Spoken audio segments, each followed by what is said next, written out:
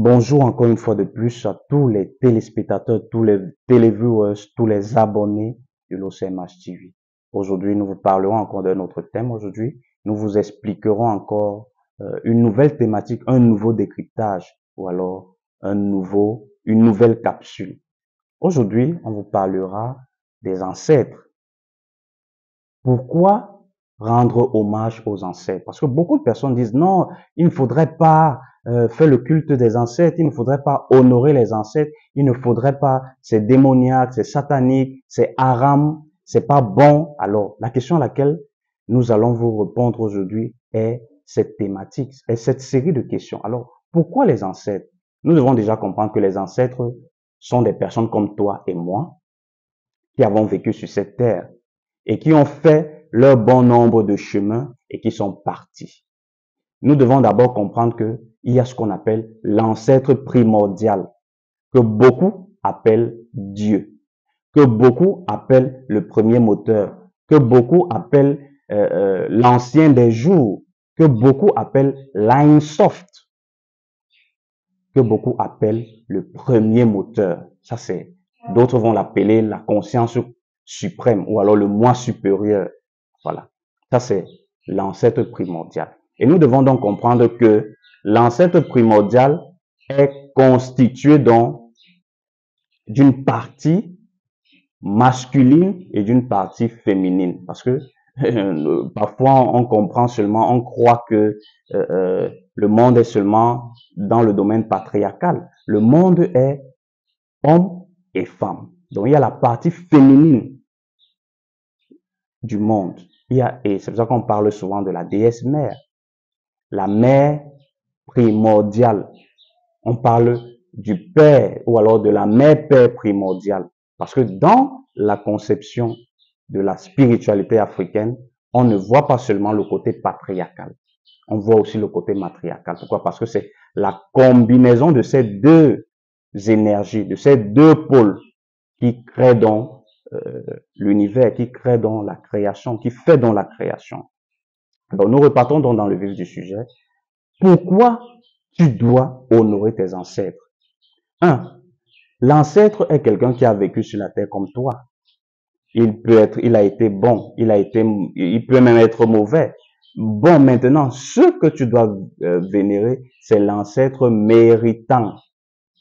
Pourquoi? Parce que l'ancêtre méritant, c'est celui qui a bravé par, on a vu tel grand-père était bon, il a fait du bien, on l'a honoré, il était quelqu'un qui a fait du bien dans son village, dans son clan, dans sa ville, dans son pays. Alors, il entre donc dans le cadre de l'ancêtre méritant à cause des mérites qu'il a eu à avoir sur cette terre. Certains vont appeler les saints dans certaines traditions spirituelles ou alors certaines traditions religieuses. On les appelle les saints.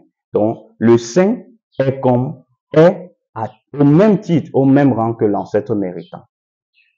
Bon, maintenant, la question qu'on m'a toujours posée, est-ce qu'on va donc honorer tout ancêtre? Non, on ne peut pas honorer tout ancêtre. Pourquoi? Parce que si il y a déjà l'ancêtre méritant qui s'est démarqué par les actes, par la valeur, par le bon comportement, par les bonnes attitudes, alors là, lui, il entre déjà dans le cadre de l'ancêtre méritant qui doit être honoré. Et lorsque tu vas honorer l'ancêtre méritant, il va te répondre d'une manière favorable. Il va intercéder pour toi. Il va réagir en ta faveur. Alors là maintenant, l'ancêtre qui n'a pas mérité, est-ce qu'il faut l'honorer? Pourquoi? Parce que quelqu'un qui a passé son temps à faire du mal, qui a tué, qui a menti, qui a volé, qui a détruit, qui se comportait mal. On dit tel monsieur était comme ça, telle madame était comme ça, elle est décédée. Maintenant, qu'est-ce que toi tu dois faire? Tu ne vas pas prier ou alors tu ne vas pas faire des libations à celui-là. Tu ne vas pas honorer, tu ne vas pas vénérer cette personne, mais plutôt tu vas dire voilà, si là où il se retrouve, s'il se trouve dans un endroit où c'est sombre, s'il se trouve dans un endroit où il fait chaud, s'il se trouve dans un endroit où il fait froid, alors s'il se trouve dans un endroit où il fait froid, tu peux allumer du feu à base peut-être du charbon, un feu de bois, ou alors allumer une bougie en son honneur, ou alors donc tu allumes une source de chaleur en son honneur en disant là où tu te trouves X, X, Y, dans le nom de la personne, si tu as froid, voici de la chaleur que je t'apporte. Si tu as soif, voici de l'eau que je t'apporte.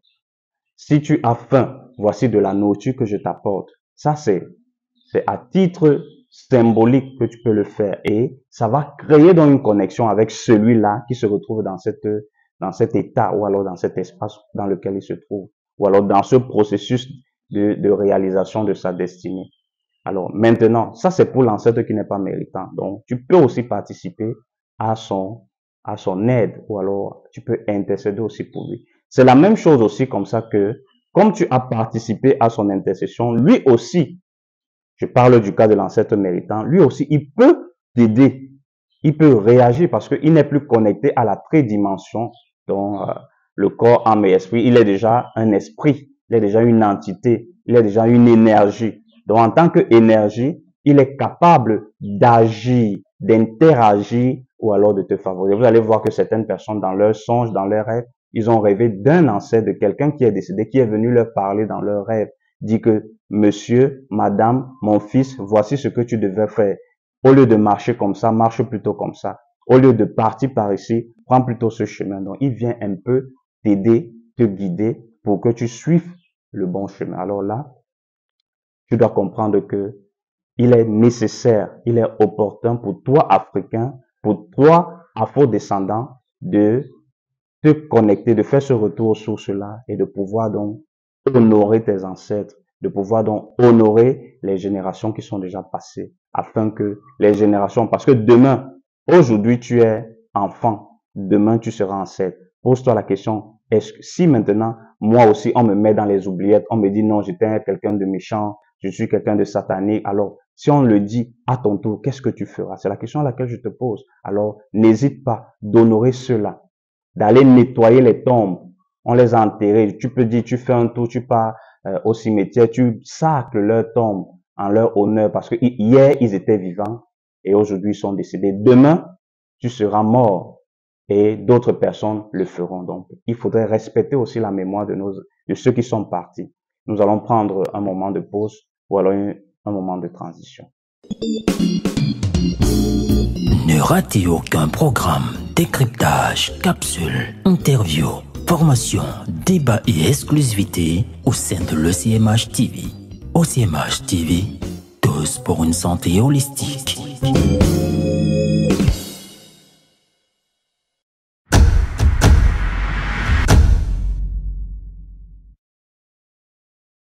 Après avoir pris cette transition, nous continuons à vous parler de l'ancestralité. Nous devons avoir un contact avec ceux qui sont partis. Pourquoi? Parce que hier, ils étaient vivants.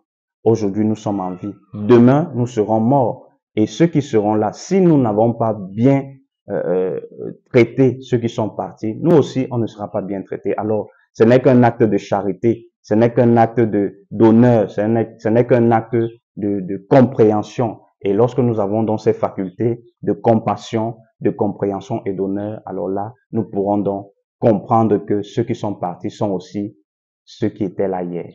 Je vous remercie.